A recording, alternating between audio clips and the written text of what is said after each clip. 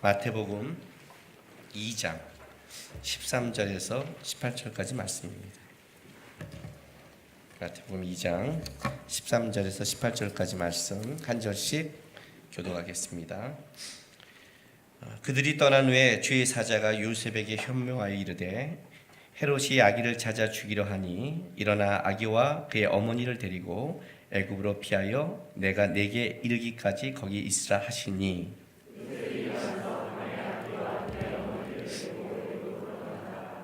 헤롯이 죽기까지 거기 있었으니 이는 주께서 선지자를 통하여 말씀하신 바 애굽으로부터 내 아들을 불렀다 함을 이루려 하심이라.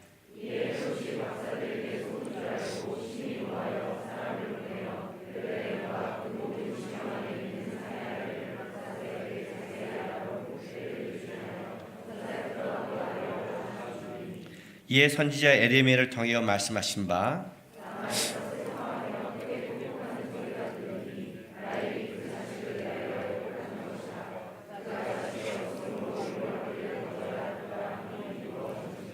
아멘. 오늘 제가 본문 제목을 예수님이 오신 세상이라고 지었습니다. 한번 생각해 보십시오. 예수님이 오신 세상 어떤 생각이 드십니까? 아마 예수님 쪽에 지금 굉장히 거기에 마음이 있는 분이 있고 오셨대 그런 쪽이 또 관심 있는 분이 있고 하는 세상 쪽에도 있을 수 있을 것 같습니다. 우리는 이게 종합적이고 크게 그리는 게 좀 약합니다. 그러니까 자기가 어떤 것에 집착하고 빠지면 자기가 있는 상황과 현실 속에 거기서 벗어나지를 못해요. 실제로 그게 굉장히 강합니다. 우리 안에서. 그러니까 오늘도 이 성경을 쭉 읽으면 일단 어렵죠, 그죠? 그냥 선지자의 예언이 두 개나 일단 어렵지만 우리는 어디에 꽂히냐면 헤롯이 2살 아래의 그 아이를 다 죽인 것에다 마음이 꽂혀 있습니다. 왜 이런 일이 벌어졌대? 왜 동방밭은 그랬대? 꿈에 현몽해서 애굽으로 피하게 했던 그 하나님은 이 아이들을 왜 놔뒀대? 이건 수많은 우리 속에 이 아이들을 죽인 거에 대해서 놔둔 거에 대해서 이해하지 못합니다. 그러니까 우리는 뭐가 하나 딱 꽂히면 다른 게 안 보이기 시작합니다. 오죽하면 예수님께서 십자가를 지고 올라가시는데 얼마나 여인들이 슬피 울고 따라오는데 얼마나 잘못된 울음을 울고 있었으면 야, 나를 위해 울지 말고 너와 너희 자녀를 위해 울라고 말합니다. 누가복음에. 그 십자가를 지고 올라가는 것이 무언지를 모릅니다. 그 예수님이 그냥 예수님이 맞고 십자가 지고 그 슬픔과 그러니까 감정적인 거죠, 다. 거기에 싹 빠져 있어갖고 그분이 누구의 죄악 때문에 무엇 때문에 왜 이 길을 가고 있는지 그거에 대한 것을 모르고 있는 거예요. 답답한 거죠. 그 십자가 지고 얼마나 힘들었겠어요, 그렇죠? 그 힘들어지게 오죽하면 거기서 나를 위해 울지 말고 너와 너의 자녀를 위해 울라 이런 말씀을 했을까요? 우리는 왜 얘들이 죽었대? 왜 무화과 나무를 저주했대? 그러니까 자기가 이해 못하는 그 부분. 근데 이게 놀라운 게 뭐냐면 이게 우리의 실상에도 똑같다는 거죠. 하나님이 우리를 인생을 끌어갈 때 이렇게 진짜 내 생각에 이해하지 못한 길로 끌고 가기 시작하면 왜 그러셨대? 왜 상식적으로 이해가 안 가? 왜 이걸 놔뒀대? 하나님이라면 할 수 있잖아. 그렇게 기도했잖아. 거기에 꽂혀가지고 하나님이 우리 인생 전체를 만들어가는 그 크기와 넓이를 놓쳐버리는 거예요. 거기에 상처를 팍 받아버려요. 이게 이제 우리 갖고 있는 시야죠. 실제로. 오늘 이 본문은 2살의 아이들이 왜 죽은 날을 말하는 본문이 아닙니다, 여러분. 이 본문은 굉장히 예수님의 이제 이 땅에 오셔서 사역을 하고 시작한 데 있어서 예수님이 할 것이 무엇인가에 대해 가장 정확하고 먼저 드러내는 사건입니다.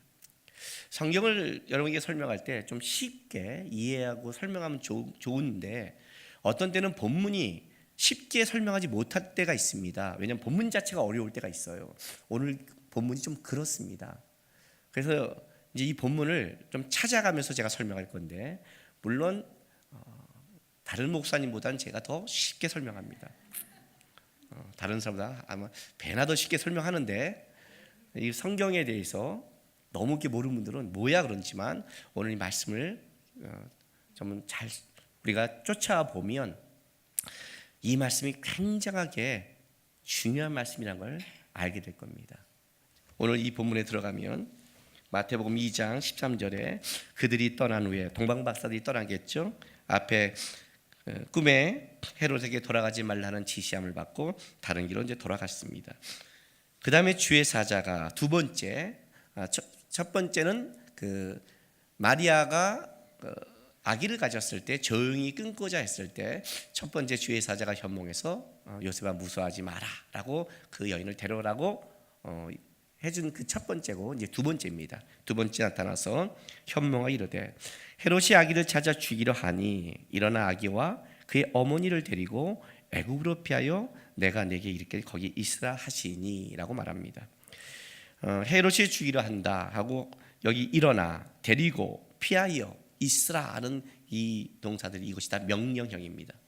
그러니까 그냥 권유가 아니라 명령하는 거예요. 빨리 강조죠. 도망가라고 명령하는 겁니다.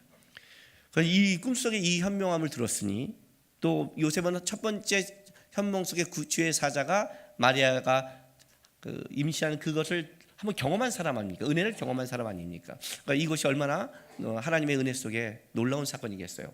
급히 일어나서 아기와 그의 어머니를 데리고 애굽으로 떠나갔습니다. 그런데 이 애굽으로 간 이유가 요셉이 결정한 게 아니라는 거죠. 그렇죠? 빨리 도망가, 어디로 갈까라고 결정한 게 아니라 주의 사자가 도망가는 것을 애굽으로 지정했다는 것입니다. 그리고 요셉도 그 명령에 순종해서 애굽으로 갑니다. 그렇다면 이 애굽으로 내려간다는 것은 실제는 요셉의 머리가 아니라 하나님의 계획과 뜻이겠죠. 하나님이 애굽으로 내려가는 것이 의도성을 갖고 있는 거죠. 근데 그거를 설명하는 게 오늘 15절입니다. 헤롯이 죽기까지 거기 있었으니 거기 있으라 하시니 거기 있었단 말이에요. 순종하고 거기서 어떻게 살았을까요? 목수니까 아마 애굽에서도 잘 살 수 있었겠죠. 제가 자랐을 때 우리 어머니께서 저에게 항상 하신 말씀이 뭐냐면 너는 공부할 머리가 안 되니까 우리 어머니에게 공부할 머리는 우리 형님과 내 동생이었으니까 기술을 배우라고 했습니다. 근데 그 중에 하나가 또 뭐냐면 6.25를 겪었더니 공부한 애들 다 소용없더라요. 우리 어머니 6.25를 겪었지 않습니까? 6.25를 겪었더니 기술자들은 살아남더라. 기술이 있는 자는 어디 가도록 그 기술을 버는데 공부만 하는 애들은 거기 가면 안 되더라. 좀 위로가 됐어요. 그냥 머리가 나쁜 게 아니라 그래서 너는 기술을 배우라고 했습니다. 아니면 성품이 좋으니까 장사를 해라고 했습니다. 저는 장사를 해도 잘했을 것 같다는 생각이 듭니다. 표정들이 저 안 좋은데 그 소리를 저는 굉장히 들었어요. 6개월 봤더니 기술을 배워라. 기술이 있으면 어디로 산다 그래요. 근데 실제 그래요. 외국에 나가도 기술이 있는 사람은 살더라고요. 그러니까 목수라는 기술이 있지 않습니까? 아마 여기서 분명히 일단 하나님께서 말씀할 때까지 살았을 겁니다. 그런데 이제 그 이유가 15절 보세요. 그 애굽으로 보낸 이유가 주께서 선지자를 통하여 말씀하신 바 애굽으로부터 내 아들을 불렀다라고 말합니다. 이거는 호세아서 11장에 있는 예언인데 좀 이따 찾을 겁니다. 지금 찾지 마시기 바랍니다. 지금 하나씩 찾아가면 여러분이 복잡해지기 때문에 그렇습니다. 어쨌든 선지자를 통하여 말씀하신 바 애굽으로부터 내 아들을 불렀다 함을 이루기 위해서 간 겁니다. 16절 이에 헤롯이 박사들에게 속은 줄 알고 심히 노하여 사람을 보내요 베들레헴과 그 모든 지경하게 있는 사내 아이들을 박사들에게 자세히 알아본 그때를 기준으로 하여 두 살부터 그 아래 다 죽이니 벼랑간 동방 박사들이 사라졌고 그것이 안 온 걸 알기 시작했습니다. 불안하지요. 유대인의 왕이 태어났으니까 헤롯은 정통 유대인이 아니니까 불안하기 시작한 겁니다. 더욱. 그래서 그 시점으로 2살 아래 아이들을 다 죽입니다. 그 죽은 아이들이 20명 정이 안 됐다고 봅니다. 왜냐하면 베들레헴은 1000명 정도의 작은 도시였고 그 당시에 인구 조사를 했을 때 2살 아래 인구가 그것도 사내 아이만 따져서 조사해 보면 아마 20명 아래였다고 봅니다. 그 지경에서 어쨌든 그래도 20명밖에 안 돼가 아니라 그래도 큰 거죠. 왜냐면 미식가정에 그 아이들이 죽어간 거니까 죽이기 시작했습니다. 그런데 그 죽인 사건을 또 뭐라고 설명하냐면 그냥 그게 헤롯의 분노가 아니라 오늘 성경이 이렇게 설명하는 거예요. 17, 18절에 봤더니 이것도 예언이라는 겁니다. 17절에 선지자 예레미야를 통하여 말씀하신 바 라마에서 슬퍼하며 크게 통곡하는 소리가 들리니 라헬이 그 자식을 위하여 애곡하는 것이라. 그가 자식이 없으므로 위로받기를 거절하였다라는 걸 이루려 합니다. 이것도 모르겠죠. 또 라마는 어디고 베란과 라헬이 그 자식을 없어 애국하는 뭐고. 근데 어쨌든 이제 우리가 이 성경에서 분명한 사실은 이거죠. 이 사건은 그냥 일어난 사건은 아니다. 예수님이 애굽으로 피신하는 사건은 이거는 선지자의 호세아 선지자의 말을 이루려 함이고, 그리고 오늘 헤롯이 두 사람을 죽인 사건은 바로 예레미야 선지자의 말씀을 이루는 사건이다라고 성경이 얘기하는 거죠. 그렇죠? 예. 그럼 이제 요 두 가지 사건이 말하는 걸 우리가 좀 찾아갈 필요가 있습니다. 근데 먼저 여러분이 좀 이해하기 쉽기 위해서 제가 먼저 구조를 잡아주고 하려고 합니다. 이 호세아서 애굽으로 내려갔다는 것은, 여러분 애굽으로 내려갔다, 그 두 사람이가 죽었다, 어떤 느낌을 받습니까? 요거만 딱 들으면 어떤 느낌을 받어요? 생각들 하고 있는 거죠. 성경을 조금 본 사람들은 느낌이 오지 않아요? 좀 이렇게 해야 되는데 이거는 이게 뭐요? 빨리 말아서 이름 곤란한데요. 제가 지금요. 출애굽, 애굽에서 이스라엘 백성들을 출애굽하는 구원의 사건을 이룰 때 하나님이 누구를 선택하냐면 모세라는 자를 선택합니다. 그러나 그 모세를 선택하기 전에 하나님 먼저 이 출애굽을 하려면 이스라엘 백성들을 민족으로 강대하게 했습니다. 왜냐하면 그 민족으로 끌어내려고요. 이스라엘 백성들이 강대하고 강성해지자 바로가 어떤 위협을 받냐면 이들이 강성해져서 나중에 나갈까, 또 외적이 들어왔을 때 합칠까 봐 이런 두려움을 갖기 시작해서 이스라엘 힘을 약화시키기 위해서 한 정책이 뭐냐면 첫째는 아이를 못 낳게 하는 정책이었습니다. 근데 아이를 못 낳게 함에도 이스라엘 백성들이 계속 아이들이 태어나자, 두 번째는 산파를 통해서 사내 아이면 죽이려고 했습니다. 왜냐하면 남자아이들이 전쟁에 나가는 힘이 있기 때문에 여자는 노예는 필요하고, 그렇게 했는데 그것도 실패하자 그때 바로가 어떤 정책을 쓰냐면 모든 사내 아이들을 나일강가에 빠뜨려 죽이게 만듭니다. 그 죽는 가운데 구원한 자가 모세고, 그 한 사람의 모세가, 바로는 자기가 이겼다고 생각했겠죠. 이겼다고. 왜? 약화시켰으니까. 그러나 하나님은 그 하나의 모세를 통해 오히려 그걸 애굽의 왕궁에 집어넣어서 어떻게 해요? 구원자로 만드시죠. 그때 어마어마한 아이들이 죽어나가기 시작했습니다. 근데 오늘 놀랍게도 예수님을 애굽에 내려보낸답니다. 애굽에 가는 겁니다. 그리고 그 애굽에 간 내려간 사건을 통해서 오늘 두 사람의 아이들이 똑같이 죽어가고 있는 겁니다. 출애굽이 연상되지 않습니까? 지금 호세아서는 이 이야기를 할 겁니다. 호세아서는 이 이야기를 할 거예요. 그럼 이제 에레미야는 뭐냐? 에레미야를 좀 이해하고 이제 전체를 제가 설명해 들어갈게요. 에레미야는 이겁니다. 에레미야는 어느 때 사역했던 선지자이면 유다가 멸망할 때 했던 선지자입니다. 유다가 멸망당할 때, 바벨론에게 멸망당해서 이스라엘 나라가 사라질 때 그때 활동했던 선지자고 예언했던 선지자입니다. 그렇다면 보세요. 이렇게 구조를 갖고 있는 겁니다. 앞에는 애굽에 간 거는 호세아는 출애굽하는 사건, 구원을 이룬 사건, 하나님이 세상에서 이스라엘 백성을 구원해서 끄집어낸 사건이고, 그 끄집어낸 사건 속에 하나님이 뭘 하냐면 바로 이스라엘 백성들 가나안 땅에 가서 신본정체의 나라, 하나님의 나라 모형인 다윗을 통해서 그 하나님의 나라를 만들어가기 시작하죠.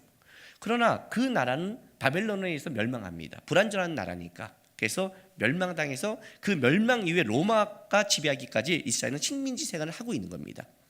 그러니까 출애굽과 그 에레미야 멸망은 결국 뭐냐면 이스라엘 백성이 구원해서 그 나라를 이루기까지 끝나는 과정을 설명하는 게 이 선지자가 갖고 있는 예언이라는 겁니다.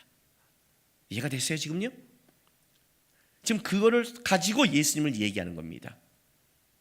무슨 말이냐면 앞으로 와서 하실 우리 예수님의 사역이 뭐냐면 바로 이스라엘 백성을 구원해서 완성시킬, 하나님의 나라를 완성시킬 사역이 예수님의 사역이라는 겁니다.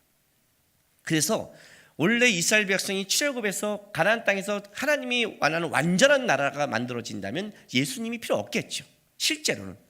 그러나 그 구원의 사역이 이스라엘 땅에서 완전히 이루어지지 못하는 겁니다. 그 완전한 나라는 누가 이루냐면 예수가 이루는 겁니다.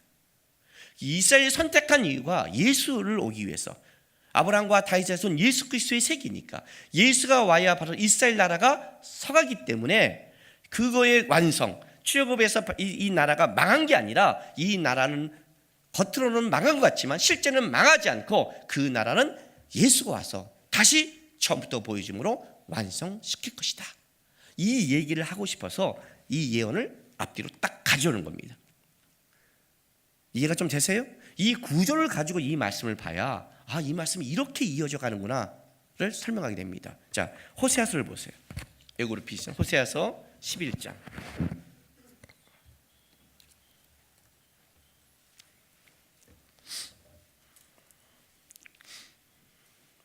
자, 호세아서 11장 1절의 말씀이 오늘 아까 2장 15절 애굽으로부터 네 아들을 불렀다의 말씀을 인용한 건데, 자, 호세아서 11장 1절에 이렇게 말합니다. 이스라엘이 어렸을 때 내가 사랑하여 내 아들을 애굽에서 불러내었거늘. 이렇게 나가죠. 요 말씀은 이제 마태가 가져온 거예요. 그런데 이스라엘이 어렸을 때 내가 사랑하여 내 아들을 불렀다는 이 내 아들은 호세아서는 이스라엘입니다. 옛날 출애굽할 때 그 이스라엘을 하나님이 아들 자녀 삼고 끄집어냈다는 거죠. 그게 이루어졌다는 거죠. 호세아는 이해가 되죠. 옛날 과거의 출애굽한 사건, 이스라엘이 어렸을 때 내가 사랑하여 내 아들을 불러내었거늘 하고 2절부터 이렇게 나가는 거예요. 그들이 선지자들이 그들을 부를수록 그들이 점점 멀리하고 바알들에게 제사여 아로새긴 우상 앞에 분향했다. 내가 너를 출애굽시켜서 이 땅에 데려왔는데 너희가 어떻게 되는 거예요? 너희가 우상을 섬기고 하나님 앞에 배도했다. 5절 보세요. 그들은 애굽 땅에 되돌아가지 못하겠거늘 내가 돌아오기 싫어하니 아수르 사람이 그 임금이 될 것이다. 자, 다시 애굽은 갈 수 없지만 내가 애굽에서 너희에게 자유를 주고 너희를 불러냈는데 너희가 내 안에 배반함으로 애굽과 같은 형편에 똑같이 임한다는 거예요. 이제는 애굽이 아니라 아수르에 의해서 북이스라엘이 멸망하고 여전히 너희가 노예살이 가는 것을 겪게 됐다. 이제 이렇게 얘기하는 거죠. 실제는 과거인데 마태는 이걸 어떻게 갖고 왔냐면, 마태는 이것이 과거의 사건이 과거로 끝난 게 아니라 앞으로 이루어질, 예수를 통해 이루어질 예언의 사건을 또 끌고 온 거예요. 이 사건이. 마태는 그렇게 보는 거예요. 왜 마태는 이렇게 봤냐면 요 11장 1절부터 5절까지만 보면 이건 과거 사건이란 말이에요. 여기서 내 아들은 분명히 이스라엘 백성이에요. 그런데 마태는 이것을 이스라엘 백성이 아니라 예수 그리스도라고 보는 거예요. 이렇게 갖고 왔죠. 근데 왜 마태는 이걸 확장시켰느냐? 단순하게 마태는 호세아서 11장 1절만 인용한 게 아니라 호세아서 전체를 가져온 거예요. 실제로는요. 전체의 내용을. 자, 11장 8절 보세요. 호세아서 11장 8절이에요. 에브라임이여 내가 어찌 너를 놓겠느냐? 이스라엘이여 내가 어찌 너를 버리겠느냐? 내가 어찌 너를 아드마같이 놓겠느냐? 어찌 너를 수부인같이 두겠느냐? 내 마음이 내 속에 돌이켜 나를 국률이 온전히 불붙듯 하는도다. 11절 보세요. 그들은 애굽에서부터 새같이 아수르에부터 비둘기같이 떨며 오리니. 구원한다는 뜻이죠. 내가 그들을 그들의 집으로 머물게 하리라. 나 여호와의 말이라. 그러니까 호세아서는 결국 뭐냐면 하나님이 비록 그랬지만 내가 너를 애굽에서 구원시켰고 해서 네가 배도해서 다시 아수르에서 노예살이를 하지만 어떻게 내 사랑하는 아들을 내가 버릴 수 있겠느냐? 내가 다시 그들을 구원한다는 거예요. 여기서 에브라임이여 나왔어요. 이스라엘이요. 성경에 이스라엘이라는 걸 지칭할 때 어떤 단어를 왔다 갔다 하냐면 가끔 에브라임을 이스라엘로 바꿨습니다. 왜요? 이스라엘이 나눠질 때 북이스라엘의 10지파가 가고 남쪽에 유다와 베냐민이 갑니다. 물론 유다가 7권 예수의 그거를 갖고 있어서 남아있지만 북이스라엘의 10지파가 감으로 북이스라엘 에브라임 전체를 거기 북이스라엘의 왕은 그 주권자는 에브라임이거든요. 왜냐하면 거기에 가장 강한 지파가 에브라임 지파예요. 이스라엘의 양대 지파는 유다와 에브라임입니다. 그게 가장 강한 지파입니다. 가장 강한 지파예요. 그게 북쪽에 있는 거예요. 그래서 여기를 뭐라고 부르냐면 북이스라엘, 이스라엘로도 부르지만 거기에 그것을 에브라임이 가장 강하기 때문에 어떤 때는 에브라임아 이렇게 부르기도 합니다. 에브라임아. 이해가 되세요? 그래서 가끔 에브라임이라고 할 때는 그 에브라임을 얘기하는 게 아니라 이스라엘 전체를 얘기하기도 합니다. 자, 사무엘상 1장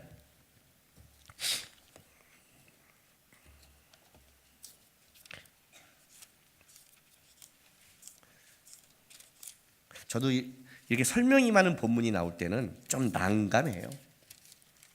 그래도 이게 설명이 안 되면 이 성경이 이해가 안 되기 때문입니다. 자, 사무엘상 1장 에브라임 산지 라마다임 소매 에브라임 사람 엘가라는 사람이 있었으니 그는 여로함의 아들이요 엘리의 손자요 도의 중손이요 숲의 현손이었더라. 여러분, 제가 저번에 한번 이런 말을 한 적이 있을 겁니다. 제사장은 어느 지파가 된다고요? 레위 지파입니다. 사무엘은 레위 지파입니다. 그런데 왜 에브라임 산지 라마다임 소매 에브라임 사람 엘가라는 사람이 있었으니라고 사무엘이 시작했냐 할 때 한번 옛날에 왜 그랬을까요? 한 기억 나십니까? 예. 이럴 때는 에브라임이라는 다시 에브라임 산지 에브라임이라는 뜻도 있지만 실제는 뭐예요? 이스라엘을 대표하는 것도 있는 겁니다. 그 에브라임 말에는 이스라엘을 대표하는 그게 이제 에브라임이라는 뜻입니다. 그래서 오늘 이게 에브라임이 나오는 거예요. 호세아서는 이 호세아 전체 이 내용, 비록 하나님이 이스라엘 백성들 출애굽시켰고 그리고 그들이 배도에서 다시 그들에게 아수르에 넘겼어. 그러나 하나님이 그들을 다시 회복시키고 구원하겠다는 이 전체를 끌고 와서 마태가 얘기하는 겁니다. 이걸 누가 하는 거예요? 예수님이 하는 거죠. 이걸 예수님이 이룬단 말이죠. 아수르에서 다시 노예된 것, 옛날 애굽에서 노예됐던 거는 모세를 보내서 끄집어냈다면 이제는 완전한 이 구원은 누가 한다고요? 예수님을 보내서 이 사건을 다시 끄집어낸다는 거예요. 그 6월절의 사건이 6월절로 끝난 게 아니라 뭘로 이어졌다고 그랬어요? 성찬식으로 이어진다 했죠. 구원의 완성은 예수가 하는 거잖아요. 그거는 모형이란 말이에요. 이 사건이 모형이라는 거예요. 결국 이 사건에 이제 예수께서 애굽에 낸다는 것은 다시 그때 세상으로부터 구원의 민족을 만들고 가나안 땅에 끌어온 것처럼 이제 예수께서 다시 가서 이 전철을 밟아서 완전한 구원을 하나님이 내 아들을 통해서 이룰 것이다 라고 이 호세아서를 얘기한 거예요. 그리고 나서 자, 마태복음 2장 보세요.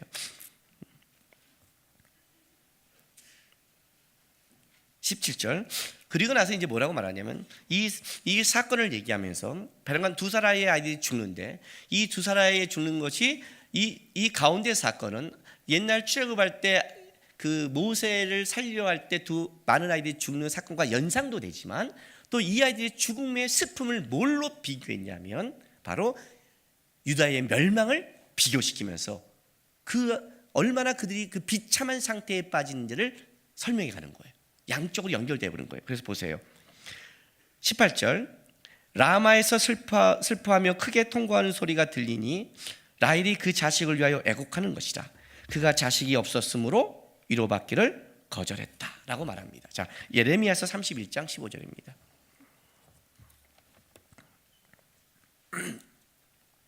예레미야서 31장 15절입니다. 보세요. 1101쪽입니다. 구약성경 1101쪽 예레미야서 31장 15절 보면 여호와께서 이와 같이 말씀하시니라. 라마에서 슬퍼하여 통곡하는 소리가 들리니 라헬이 그 자식 때문에 애곡하는 것이라. 그가 자식이 없어져서 위로받기를 거절하는도다. 요거를 이제 가져온 거예요. 쉽게 말하면. 그런데 이제 우리가 여기서 여러분 좀 이해하려면 요 단어들을 갖고 이제 우리가 이해해야 돼요. 그러니까 라마가 툭 튀어났죠, 그죠? 예루살렘 북쪽 한 8km 지점에 있는 가까운 지점입니다. 가까운 지점에 있는 라마라는 곳입니다. 그리고 베란가 라헬이 툭 튀어났어요. 그리고 그가 자식이 없으므로 위로받기를 거절했다가 도대체 무슨 뜻인가? 요 세 가지를 이해하면 이제 요게 좀 이해가 됩니다.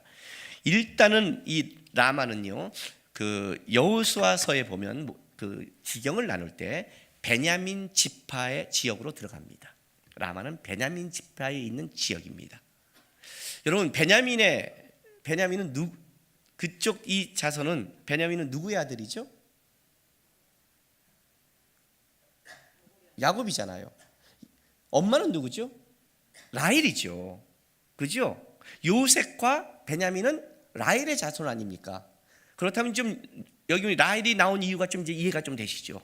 베란간 라헬이 툭 튀어나온 게 아니라 이 라마라는 도시를 갖고 이 라마는 베냐민 지역이기 때문에. 그리고 에브라임은 누구예요? 므낫세과 에브라임은 누구의 아들이면 요셉의 아들입니다. 그것을 야곱이 양자 삼은 거죠. 실제는 라헬의 손자죠. 그렇죠? 그렇다면 에브라임도 누구의 자식이에요? 라헬의 자식이 되는 거죠. 그러니까 지금 여기서 에브라임이 나오고 이 라마의 베냐민 지파가 났다는 것은 이 두 개는 뭐예요? 라헬과 연결된 자손이잖아요. 그래서 라헬이 나올 이유가 여기 있는 거예요. 그래서 이걸 엮는 거예요. 지금요, 엮어서 얘기하는 거예요, 이 베냐민 지파를. 왜냐하면 일단 이걸 설명할게요. 그 예레미야 31장 15절 보세요. 이 라마에서 슬퍼하며 통곡하는 소리가 들리니 하는 이 통곡이 어떤 통곡이냐면 한 민족이 외적의 침입으로 멸망할 상황에서 오는 그 고통스러운 표현을 할 때는 통곡이에요. 우리가 통곡하고 울 때 여러 가지 통곡이 있잖아요. 그러나 이 예레미야서 31장은 바로 그 유다가 멸망할 때, 바벨론으로 멸망할 때 그 끌려가며 당하는 아픔과 고통을 이 통곡으로 비유한 거예요. 이 통곡을 지금 저쪽 통곡으로 이어가고 있는 거예요. 끌고 가고 있어요. 왜냐하면 이 예레미야서 31장도 보세요. 31장 6절 보세요. 이렇게 이제 여기도 시작해요. 30장 6절. 에브라임 산 위에 파수꾼이 외치는 날이 있을 것이다. 이렇게 나가죠. 그죠? 그 다음에 9절 보세요. 그들이 울며 돌아오리니 나의 인도함을 받고 간구할 때 내가 그들을 넘어지지 아니하고 물 있는 계곡의 고든 길로 가게 하랴. 나는 이스라엘의 아버지요 에브라임은 나의 장자라. 그죠? 에브라임은 나의 장자라. 이스라엘은 나의 장자라. 그러니까 에브라임을 이스라엘처럼 하는데 에브라임을 표현하는 거예요. 그러니까 쉽게 예레미야서 31장은 에브라임에 대한 회복을 얘기하기 때문에 이제 여기 에브라임과 베냐민 지파의 라마의 지역으로 라헬을 의도적으로 끌고 와서 예언을 만들기 시작하는 거예요. 그런데 그럼 라마가 뭔지를 이해하고 이걸 좀 설명할게요. 왜 베란갈 라마란 지역을 통해서 왜 이 라헬의 고통을 설명하는가? 자, 예레미야서 40장. 제 말 지금 다 이해하고 있는 거죠? 네. 좀 이해가 되면 가끔 좀 은혜가 되면 이해가 되면 살짝 이렇게 하세요. 이게 지금 이해가 되는 건지 오늘 왜 이렇게 바이블 캠프야 설교야 이렇게 어려워하고 졸고 계신 건지 이렇게 묵상하는 건지 하나님의 신이 수면에 운행하는 건지 제가 분별을 할 수가 없어요. 분별을. 자, 예레미야서 40장 보세요. 1절 보세요. 1절. 사령관 누부사라단이 예루살렘과 유다의 포로를 바벨론으로 옮기는 중에 예레미야도 잡혀 사슬로 결박되어 가다가 라마에서 풀려난 후에 말씀이 여호와께로부터 예레미야에게 임하니라. 사령관이 예레미야를 불러다가 이르되 네 하나님 여호와께서 이곳에 이 재난을 선포하시더니 여호와께서 그 말씀하신 대로 행하셨으니 이는 너희가 여호와께 범죄하고 그의 목소리에 순종하지 아니하였으므로 이제 이루어졌도다. 이 일이 너희에게 임한 것이라 하고 이제 보라 내가 오늘 내 손에 사슬을 풀어 너를 풀어주노니 하고 라마에서 예레미야를 풀어주는 이 장면이 여기 기록되어 있습니다. 라마는 유다 포로들이 바벨론으로 포로로 잡혀가기 전에 직결했던 장소입니다. 그러니 우리가 만약에 여기서 포로로 끌려가는 것을 신주에 직결하라 그러면 신주는 어떤 장소가 되겠습니까? 통곡의 장소가 되겠죠. 여기서도 울겠지만 이제 거기를 넘어가면 완전히 끝나는 거잖아요. 그러니까 거기에 직결하니까 라마는 통곡의 장소겠죠. 그렇죠. 그 장소가 지금 라마예요. 근데 그 라마가 누구라고요? 베냐민 지파의 경계예요. 그리고 에브라임은 이스라엘 전체를 대표하는 이름이기도 해요. 그 베냐민과 에브라임의 그 부모는 누구예요? 라헬이에요. 그래서 마태복음 보세요. 2장 18절을 보세요. 라마에서 슬퍼하며 크게 통곡하는 소리가 들리니 라헬이 그 자식을 위하여 애곡하는 것이다. 그가 자식이 없으므로 이루받길 거졌다. 이렇게 나가는 거예요. 이 라헬이 이제 나왔죠. 라헬이라는 이유는 아시겠지요. 근데 라헬이 그 자식을 위하여 애곡하는 것이래요. 이건 이제 뭘 끌고 오냐면, 여러분 창세기 30장을 보면요, 라헬이 아이를 얻을 때 어떻게 얻어요? 아기를 얻을 때, 그러니까 라헬이 얻은 두 아이는 누구냐면 요셉과 베냐민인데, 이 둘 다 라헬은요 진짜 여기 속이 다 애간장이 타들어갔어요. 유일하게 라헬의 아들들만 이름이 두 개잖아요. 요셉도 이름이 두 개고 베냐민도 이름이 두 개잖아요. 태어났을 때 자기가 죽게 되니까 베노미 슬픔의 아들 했을 때, 그때 야곱이 아니다, 오른손의 아들 베냐민이다라고 짓잖아요. 그렇죠? 그러니까 이 이름이 유일하게 이 두 개가 있다는 건 복잡하다는 뜻이거든요. 왜? 야곱이 라헬을 사랑했어요. 그래서 행복했는데, 문제는 뭐냐면 자기 아버지의 잘못된 그 사기죠, 사기. 자기 언니를 어떻게 이런 식으로 결혼을 넣어요? 먼저 쓱 집어넣고 아침에 자기는 밀려났고 아침에 일어났더니 야곱도 당황했겠지만, 그런데 하나님이 레아에게 배란간 줄줄이 아들을 주잖아요. 당시에 아이가 없다는 건 뭐예요? 지금과 달라요, 여러분. 수치를 겪는 거예요. 끊겼다는 거예요. 자손이 끊겼다는 거예요. 끊어진 인생을 살아가는 거예요. 야곱의 자손을 이어가야 되는데 라헬에게는 하나님이 그 자손을 뭐예요? 끊었다는 게 그 당시에 말의 힘줄을 끄는 거예요. 여러분, 말의 힘줄과 끊으면 어떡하죠? 사람들이 다 죽이죠. 그건 필요 없는 말이잖아요. 당시의 여자가 아이를 못 낳는 것은 말의 힘줄을 끊듯이 그는 하나님의 자손을 이어가지 못하는 자예요. 이건 굉장히 수치스러운 거예요. 특히 이스라엘 백성에 있어서는, 특별히 이스라엘 백성들은 어떤 법이 있냐면 계대법이라는 법이 있어요. 계대법이 뭐냐면, 형이 아이를 못 낳아 죽으면 동생이 형색에 들어가서 아이를 낳아 형의 이름을 잇죠. 왜요? 이스라엘 백성의 가장 중요한 것은 그 이름은 부르는 게 아니라 본질이에요. 하나님이 어떤 사람을 이 땅에 줘서 그걸 이름을 불렀다는 것은 거기 그 이름이 땅에서 끊어지는 잊혀지는 이름이 아니라 그 아들이 있고 이어서 하나님 나라까지 이어지는, 하나님이 그 가문을 기억하는 그 이름이 있는 거예요. 그래서 이어줘야 되는 거예요. 만약 끊어졌다면 그거는 하나님이 끊어버린 족속이 되는 거예요. 얼마나 이게 심각하겠어요. 단순히 애를 못 낳은 게 아니라 라헬에게서는 애간장이 녹는 거예요. 자기는 하나님 앞에 끊어진 삶을 살아가는 거니까. 그것 때문에 기도하고 야곱과 싸우기도 하고 합한죄를 뺏기도 하고 별짓 다 했단 말이에요. 할 수 있는 짓을 다 했는데도 하나님이 안 주니 그 심적 고통이 타들어간 거예요. 그러다가 요셉을 얻은 거예요. 얼마나 감사하겠어요, 그 요셉. 그죠? 그리고 그 요셉 갖고는 너무 약하니까 하나님이 요셉의 뜻이 또 하나 지어준 게 더함이에요. 더함.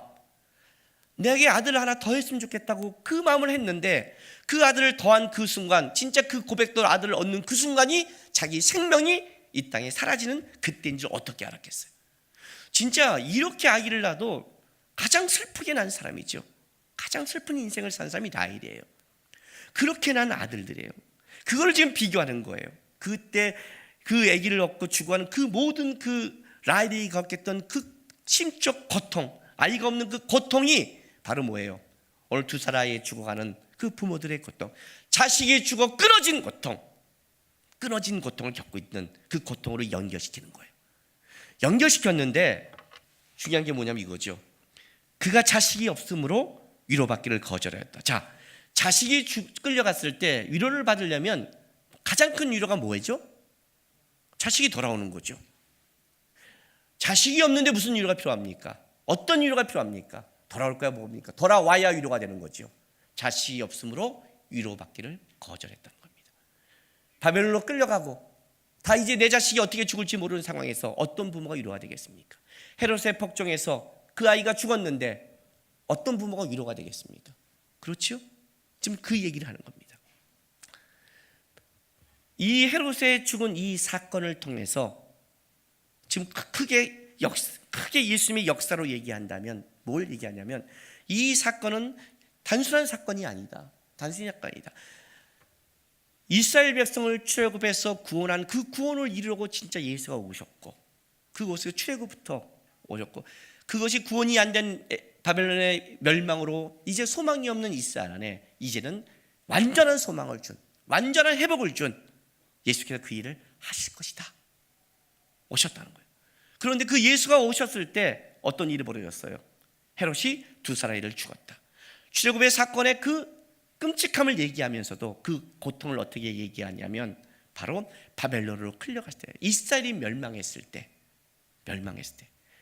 단순히 아이가 죽는 게 아니라 이스라엘이 구원이 끊겨버렸을 때, 이 이스라엘을 나라를 통해 하나님의 구원을 만들어야 되는데 세상으로 무너져버린 그 고통과 끔찍함, 그걸 얘기하는 거예요. 자, 아이가 죽어서 위로받으려면 아이가 돌아와야 된다면, 하나님의 나라가 무너졌어 이스라엘 유다가 끌려간다면 그 위로는 뭘로 받아야 돼요? 유다의 회복으로 받아야겠죠.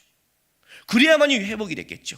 하나님이 이 이스라엘을 출애굽시켜서 이 가나안 땅에 하나님의 나라를 만들어 구원을 이루게 했다는 것이 멸망해버렸다면 이것이 회복됐잖아요.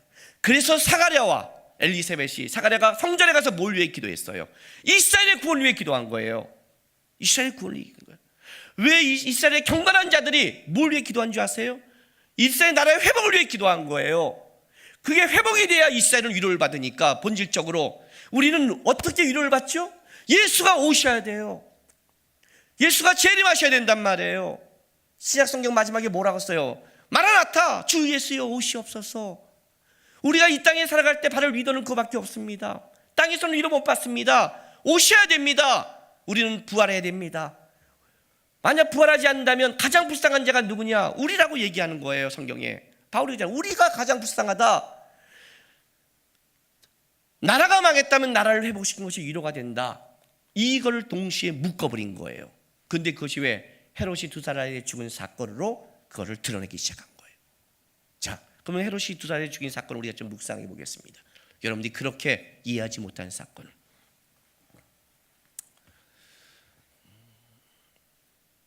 이스라엘 백성들이 강성해졌습니다. 왜? 민족으로 만들어서 애굽에서 끄집어내서 하나님이 가나안 땅에 하나님의 나라를 만들려고 했습니다. 바로가 이스라엘 백성의 강성함이 싫어서 그들 다 죽여버렸습니다. 여러분, 바로가 나쁜 놈입니까? 이스라엘 백성 강성하게 하신 하나님이 나쁜 분입니까? 왜 강성하게 해서 우리를 죽게 만들었어요? 우리는 지금 뭘 놓치고 있는 줄 아십니까? 예수님이 동방바싹에 오셨기 때문에 두 사람이가 죽었습니다. 왜 알려줬어요? 그래요. 안 알려주면 왕이 자기 백성에게 왔는데 알려주지 말라고요? 내가 우리 집에 들어가는데 아빠가 들어가면 안 돼요?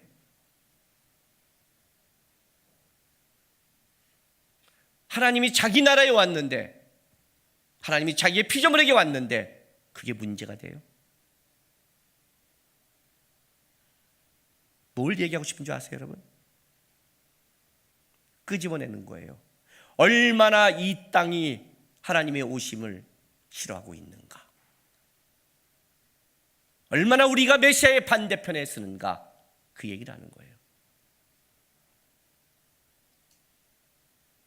예수님이 오신 세상이에요.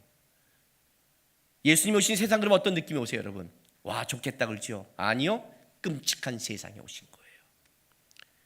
그 예수님이 오신 그 세상이 어떤 세상인 줄 아니? 내가 구원하러 왔는데 오자마자 나를 죽이려고 그러는, 어떻게든지 죽이려는, 피도 눈물도 없는 세상이에요. 그 아이들이 거기 살았으면 행복했을까요? 헤롯 밑에서, 그 노예살이 밑에서 행복했다고 생각해요? 두 살 아이의 가차없이 죽인 그 왕이라면, 그게 세상의 왕이고 세상의 권력이라면, 그걸 남겨두면 그 두 살 아이의, 그들이 자랄 때 그 아이들에게 그 세상이 줄 수 있는 게 뭐 같아요? 뽑아먹을 만큼 뽑아먹겠다는 거예요. 끔찍하게 부려먹겠다는 거예요. 이스라엘 백성이 부르짖었어요. 태어나서 애들이 물에 나일강가에 빠져 죽었어요. 부모들이 통곡했을 거예요. 그런데 통곡했지만 어떤 부모는 이럴지 몰라요. 차라리 잘 됐어, 우리처럼 살다가 맞아 죽을 바에는 저럴 수도 있어라고 할 거예요. 우리처럼 살다가 끔찍하게 맞고 폭행당하고 멸시당하고 아침부터 밤까지 쉬지 못하고 일하고 채찍에 맞고 끔찍하게 살아갈 바에는 어쩌면 그 인생이 날지 몰라 하는 부모도 있을 거예요. 그 세상이 어떤 세상인데. 요즘 우리 시대 너무 편하죠. 편하니까 우리 세상이 어떤지 모르죠. 죄악된 세상이 모르죠. 얼마나 세상이 좋으면, 이 세상이 얼마나 편했으면 왜 죽였대 그래요? 감옥에 태어나서 끔찍하게 맞는 아이가 차라리 이 땅을 떠난 게 복이라고 생각해 본 적 없으십니까? 살다가 끔찍하게 아플 때 그런 적 없으세요? 한 번은 제가 몸이 아픈 적이 있었는데 머리부터 발까지 온몸이 아픈 적이 있었습니다. 바근바근 아픈 거예요. 며칠을요. 견디지를 못하죠. 아픈 적이 있었습니다. 그때 어떤 생각이 드냐면 우리 장모님이 좀 생각났어요. 장모님이 함께 계실 때, 암으로 돌아가실 때 너무너무 아플 때 장모님이 그래요. 빨리 천국에 가고 싶다 그러시더라고요. 이렇게 아플 바에는 눈이 뜬 것 자체가 고통이라면 어떤 분은 천국에 가고 싶겠죠. 그죠? 그게 예수님이 오신 세상이에요, 여러분. 예수님이 오셔서 왜 알려져서 두 사람이가 죽은 게 아니라 세상이 그런 세상이라고요. 그걸 드러낸 거라고요. 이 끔찍한 세상에 버려둘 수 없어서 나 때문에 평생 노예살이하고 내가 아니어도 자기 마음에 안 들면 언제나 다 쳐죽일 수 있는 저희 세상 속에 버려둘 수 없어서 이 세상에, 끔찍한 세상에 내가 왔다는 거예요. 나도 목숨의 위협을 받으며 살아갔다는 거예요. 나도 애굽에 내려갔다는 거예요. 내가 다시 하겠다는 거예요. 끔찍한 세상에 이제 완전한 구원을 내가 너희에게 주기 위해서, 이 끔찍한 세상에 놓아주지 않기 위해서 소망을 주겠다는 거예요. 그게 이 이야기예요. 라헬이 끊임없이 울고 있고 소망이 없다고 그러는데, 아니, 이 모든 출애굽과 이 멸망의 모든 것을, 나라를 다시 예수가 한다는 거죠. 예수가 이루신다는 거예요. 그게 이걸 드러낸 거예요. 헤롯이 죽인 이 사건을 보면서 우리는 알아셔야 돼요, 여러분. 어떤 세상인지, 어떤 세상인지, 얼마나 끔찍한 세상에 우리 때문에 오셨는지. 이게 죄구나. 죄가 이렇게 무섭구나. 자기 걸 위해 인정사정 없는 세상이구나. 우리가 이 시대를 살아가는구나. 소망이 어디 있을까? 라헬이 위로받기를 거절했대요. 라헬에게 위로는 한 가지예요. 아이가 돌아오는 거예요. 여러분의 위로는 뭡니까? 만약 여러분의 위로가 세상이라면 여러분은 세상 거를 보고 산 사람입니다. 그래서 그게 뺏기니까 억울할 거예요. 아니요. 모든 그리스도인의 위로는 딱 하나입니다. 이 끔찍한 세상에 오신 예수입니다. 예수가 오신 겁니다. 끔찍한 세상에. 그래서 나도 이 끔찍한 세상에서 예수를 보고 버틸 수 있는 겁니다. 예수님이 하시니까, 예수님이 구원을 이루시니까, 예수님이 애국까지 가서 만드시니까 이 세상에서 예수로 위로받고 예수 갈 일을 기대하면서 살아가는 겁니다. 여러분, 우리 삶 만만치 않죠. 어떨 때는 예수님이 오셨는데 더 힘들죠. 예수 믿고 살아가는 게, 오히려 예수 딱지 띄는 게 세상에서 편하죠.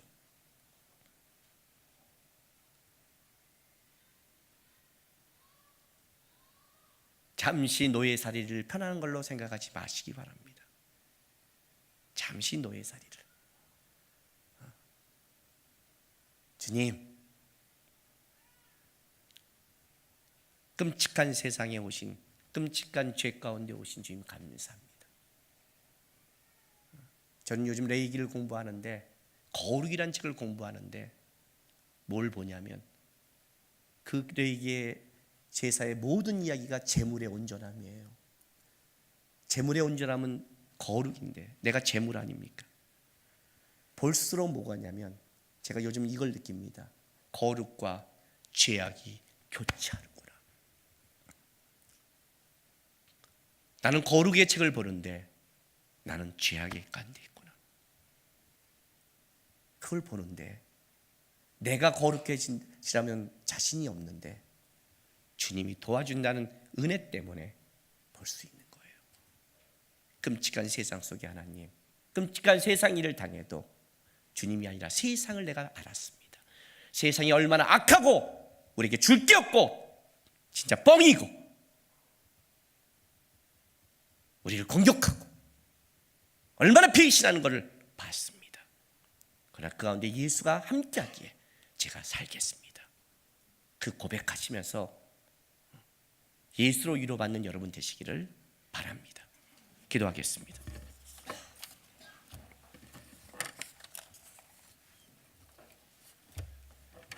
이 시간에 좀 기도하겠습니다. 오늘 우리가 부른 찬양 가사 다시 한번 여러분이 제가 읽어드리겠습니다.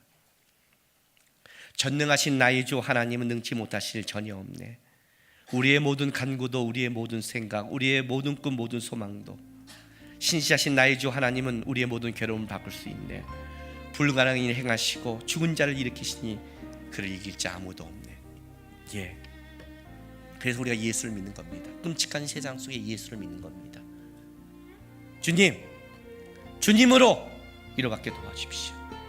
헤롯 같은 자가 나를 공격해서 피가 철철 흘려서 소망이 없습니다. 땅에 소망이 없습니다. 땅에서 위로받기를 거절하겠습니다. 하나님이 위로해 주시고 하나님이 세워주시고 하나님의 은혜로 제가 은혜 받고 일어나는 걸 보여줄 수 있는 하나님의 자녀되게 도와달라고 우리 시간 다같이 다짐하며 기도하며 나가겠습니다. 기도하겠습니다. 아버지 하나님,